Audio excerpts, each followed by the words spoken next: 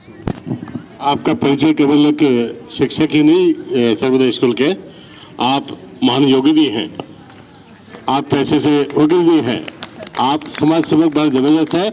और हमारे बहुत प्रिय, हम साथ में योग करते रहे बहुत सालों तक। हमारे मैं तो यहाँ देख कर बड़ा मुँह हो गया, हमारे सरपंच साहब आप यहाँ बैठे हैं हमारे पास, हमें पता ही नहीं। चलो जिन्हें भी आमंत्रण किया मैं उनको धन्यवाद दिल से करता हूँ। और आपके बारे में तारीफ क्या करूँ, आप अपना वैसे ही काबिल है, बताएंगे।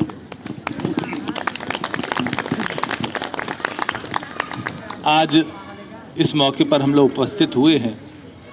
आज से लगभग 55 साल पहले 10 अप्रैल 1967 को जो योग विज्ञान योग संस्थान की जो आधारशिला रखी, एक ऐसी घटना घटी। आदरणीय प्रकाश लाल जी के पास एक गुरु आए, योग गुरु। उन्होंने बताया कि अब भारत में विदेशी गुरु आके योग सिखाएंगे। ये सुनकर उनको बड़ा शौक लगा कि बताइए हमारी ही सभ्यता को सिखाने के लिए विदेशी आएंगे। तो उन्होंने बिहार में जो योग संस्थान है, महाराष्ट्र में योग संस्थान है, वहां से योग सीखा। और 10 अप्रैल 1967 को दिल्ली विश्वविद्यालय की जो पहाड़ी है वहां पर पहली क्लास शुरू करी थी। और उनके साथी थे जवाहरलाल जी, वो उसके केंद्र प्रमुख बने थे। तब से उन्होंने 1-2 करके क्लासें बढ़ती गई और आज लगभग 2500 क्लासें केवल भारत में ही नहीं, विश्व के अनेक देशों में ये क्लासें चल रही हैं। तो उनके सपने को हम पूरा करने में कितना योगदान दे सकते हैं, इसके लिए पहले हमें योग को जानना होगा। योग की ऐतिहासिक पृष्ठभूमि को जाने तो सर्वप्रथम भगवान शिव ने सप्त ऋषियों अगस्त्य मुनि को हिमालय की झील के किनारे इसका ज्ञान प्रदान किया और फिर इनको भारतीय महाद्वीप पर इन्होंने इसको फैलाया। आप देखते हैं कि सारे के सारे, चाहे वेद हों, उपनिषद हों, सभी में योग है। 108 उपनिषद हैं, उनमें 21 उपनिषद केवल इसीलिए लिखे गए, उनका उद्देश्य ये था कि योग को स्पष्ट किया जाए। और उन 21 में विस्तार से योग के बारे में बताया गया है। आप रामायण को उठा के देख लें, जब बाल्यावस्था में श्री राम वन को गए थे, योग की क्रिया सीखने के लिए गुरु लेके गए थे। महाभारत में गीता का पूरा आप पढ़ेंगे तो उसमें तो इतना विस्तार से बताया गया कि कहाँ बैठ के करना है, कि आसन कैसा होना चाहिए, ये तक वर्णन है उसमें। लेकिन एक क्रमबद्ध तरीके से योग को एक पुस्तक में लिखा महर्षि पातंजलि ने। पातंजलि योग सूत्र करके एक किताब लिखी। उन्होंने इसमें 8 बातें बताई, 8 अंग किए अष्टांग योग, जिसमें यम, नियम, आसन, प्राणायाम, प्रत्याहार, धारणा, ध्यान, समाधि, एक विस्तार से वर्णन किया उन्होंने। एक दूसरा पंथ चला हठ योग का। आदिनाथ जिसके गुरु थे, उसके बाद उनके शिष्य मतेंद्र नाथ हुए, फिर उसके बाद उनके गोरखनाथ हुए। गोरखनाथ के जो शिष्य रहे स्वात्मा राम, उन्होंने एक पुस्तक लिखी थी हठ योग दिग्दर्श प्रदीपिका। ये शायद 1525 की लिखी हुई किताब है। इसमें उन्होंने जो योग के बाह्य पक्ष यानी कि आसनों पर विशेष ध्यान दिया। लेकिन पातंजलि ने योग के अंतः पत्र को पक्ष को ज्यादा चुना। लेकिन वर्तमान में आते आते, चाहे वो महात्मा बुद्ध हों, उसमें भी वही अष्टांग मार्ग उन्होंने बताया। सारे की सारी मूर्तियां आपको पद्मासन में लगी हुई, चाहे वो जैन धर्म हो, उन्होंने जो पंच मार्ग बताया उसमें भी यम नियम है, यानी कोई भी योग से छूता नहीं रहा। लेकिन हमने क्या किया, हमने केवल आसन और प्राणायाम चुन लिए। क्यों चुने? कि हमने इसको ना एक पैथी बना दिया, जैसे एलोपैथी होती है, होम्योपैथी होती है, उसी से योगापैथी बना दी कि आइएगा हमारे यहाँ इस बीमारी में ये आसन करना है, आइएगा हमारे यहाँ इस बीमारी में ये प्राणायाम करना है। अरे तो जीवन जीने की कला थी, जीवन की किसी भी तरह की विषमता हो, समस्या हो, परेशानी हो, उन सबको दूर करने वाला था। हमने एक छोटा सा पक्ष लिया। यम हमको बताता है कि हमें बाहर जगत में किस तरह से व्यवहार करना है, कैसे कमाना है, कैसे रहना है, और नियम हमको अंतर का बताता है कि शौच, संतोष, तप, स्वाध्याय, ईश्वर, प्राणिधाम, कि हमें अंदर की स्वच्छता कैसे रखनी है, कैसे विचारों को रखना है, कैसे संस्कारों को रखना है, कैसे व्यवहार को रखना है। लेकिन हमने सीधे के सीधे आसन पर आ गए। आसनों ने जो लाभ दिया वो भी हम पूरा नहीं ले पा रहे। कारण क्या है?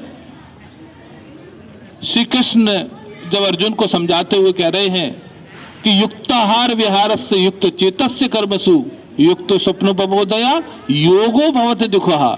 सबसे अंत में बोल रहे हैं कि योग आपके जीवन से दुखों को दूर कर देगा। लेकिन पहला क्या बताया? युक्ता आहार। पहले अपने भोजन सुधारिएगा।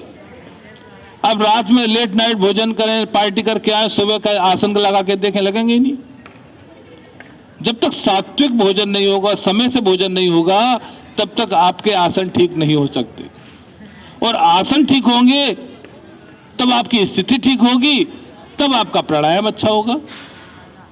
और जब श्वासें आपको संतुलित हो जाएंगी तब ध्यान लगेगा।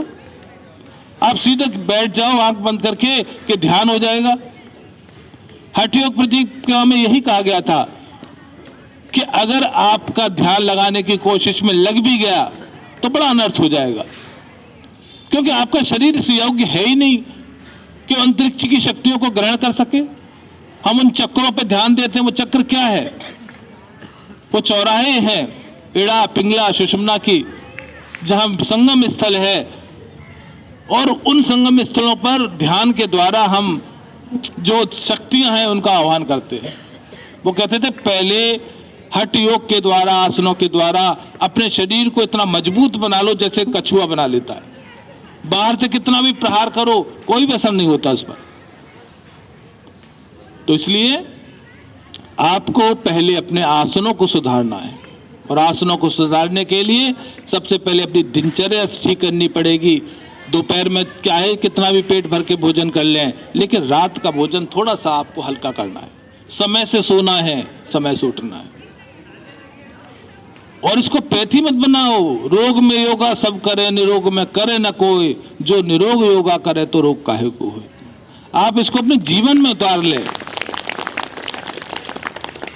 भले ही मेरा जो मिलन था सर के साथ आज से लगभग 25-27 साल पहले, मेरा जब यहाँ दिल्ली में नियुक्ति हुई थी तो मेरे को एक बीमारी थी माइग्रेन की। 2 साल तक 94 से 96 तक हम चक्कर लगाते रहे हॉस्पिटलों का कि किसी तरह से इसका उपचार हो जाए, लेकिन कहा कि नहीं, एलोपैथी में कोई उपचार नहीं है। और एक सज्जन मिले, उन्होंने कि योग में हो जाएगा। तो अवंतिका की क्लास में हम जुड़े।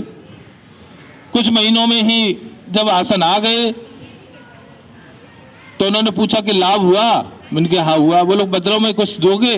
मैंने कहा हाँ, बताओ कितने पैसे देने? बोले पैसे नहीं देने, आप ये किताब पकड़िए और इसको, इस आसन को कल आपको कराना। और तब से यात्रा शुरू हुई हमारी। हम फिर उसके बाद काफ़ी समय तक बाल जी के साथ, और हमारे भरत प्रसाद जी थे, अभी भी आ रही है बात, और सभी ने मिलकर फिर सेक्टर 25 तक और सेक्टर 20 में नई नई क्लासें शुरू करी थी हम सब पूरे सहयोग के साथ। और ये सारा विस्तार में जितना हम कर सकते थे वो किया। लेकिन अभी जुड़ा हुआ हूँ लोग से, लेकिन वो जब क्षेत्रीय मंत्री के पद पर काम करते हुए जो गए और ध्यान कराने लगे तो ध्यान की बातें हमने बोली तो मन में आया कि जो तुम बोल रहे हो कि ध्यान को एकाग्र करो, क्या खुद कर पा रहे हो? तो ये जो बात थी वो मन को लगी कि नहीं, कुछ गड़बड़ है।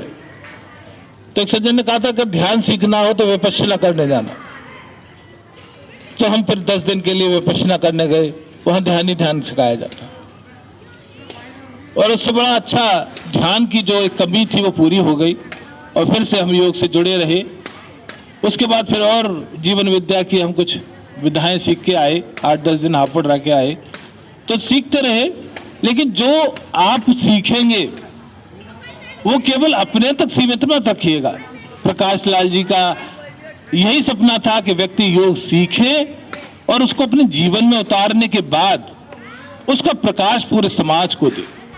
सच्ची श्रद्धांजलि उनको यही होगी कि हम पहले अच्छे से सीखें, अपने जीवन में योग को उतारें और उतारने के बाद उसका प्रकाश जहां तक हो सके अपने अड़ोस पड़ोस। आपको बताने की जरूरत नहीं है कि आइए योग की क्लास में। आपका व्यवहार, आपके विचार, आपकी वाणी, आपका स्वास्थ्य जब लोगों को आकर्षित करेगा कि बताइए आप क्या करते हैं जो ऐसे हैं इस उम्र में, तब आप बताइए कि आपको भी ऐसा होना है तो आइए हमारे साथ क्लास में, तब आप जुड़िए। तो मेरी यही शुभकामनाएं हैं।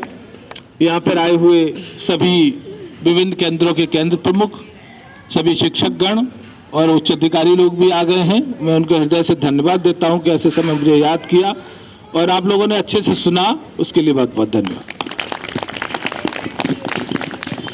मुख्य अतिथि राजेंद्र सिंह राघव जी का